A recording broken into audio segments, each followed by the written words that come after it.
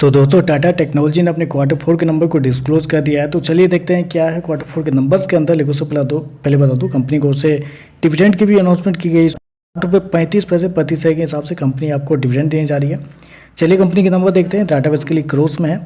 तो देखिए पिछले क्वार्टर में कंपनी 1317 करोड़ के आसपास का रेवेन्यू जनरेट की थी ऑपरेशन के थ्रू। पिछले साल 1301 करोड़ के आसपास, जबकि अभी देखें तो 1285 करोड़ कंपनी का जो रेवेन्यू है वो आपको जाता हुआ देखने को मिला। तो साल से साल देखते हैं तो साल से साल कंपनी के रेवेन्यू के अंदर एक हल्की सी गिरावट आपको देखने को मिली। 1% के आसपास की गिरावट है, जबकि क्वार्टरली बेस पे जाते हैं तो यहाँ पे लगभग 2 से 2.5% के आसपास की गिरावट है। तो कंपनी का रेवेन्यू देखें तो हल्का सा फिर से इस क्वार्टर में आपको देखने को मिला, मतलब 1-2% ऊपर नीचे हमेशा होते रहता है कंपनी का रेवेन्यू।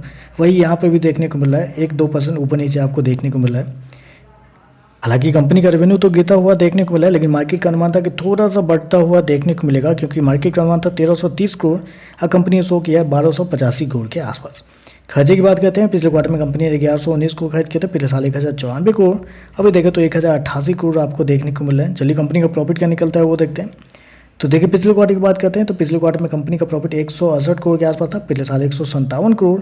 अभी देखें तो बढ़ के 188 करोड़ आपको जाता हुआ देखने को मिला। तो कंपनी का प्रॉफिट देखें तो आपको साल से साल बढ़ते हुए देखने को मिल रहा है। लगभग हो सकता है आप 19% के आसपास की तेजी है कंपनी के प्रॉफिट के अंदर साल से साल, जबकि क्वार्टरली बेस पर आते हैं तो लगभग 12% के आसपास की तेजी। तो कंपनी का प्रॉफिट आपको बढ़ता हुआ देखने को मिला है। स्पेशली रेवेन्यू गिरने के बावजूद बढ़ा है, क्योंकि कंपनी के एक्सपेंस जो है वो थोड़ा सा इस क्वार्टर में कंट्रोल होता हुआ देखने को मिला है, जिसकी वजह से आपका प्रॉफिट जो है वो आपको इस क्वार्टर में बढ़ता हुआ देखने को मिला। अदरवाइज कंपनी के प्रॉफिट कुछ खास नहीं है, एक्सपेंस कंट्रोल है, इसकी वजह से आपको कम होता हुआ मतलब बढ़ता हुआ देखने को मिला है।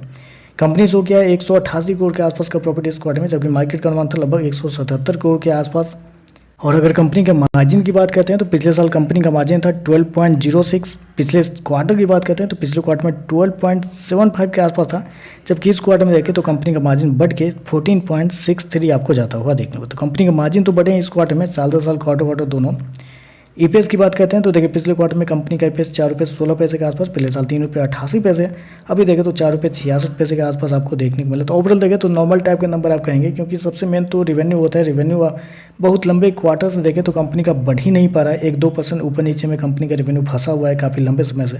प्रॉफिट बढ़ा है क्योंकि कंपनी के एक्सपेंस थोड़े से कंट्रोल है, जिसकी वजह से प्रॉफिट आपको बढ़ता हुआ देखने को मिल रहा है। तो चलिए बस आज के लिए बस इतना ही। वीडियो पसंद आए तो लाइक कीजिएगा, साथ में साथ चैनल को सब्सक्राइब जरूर कीजिएगा। धन्यवाद।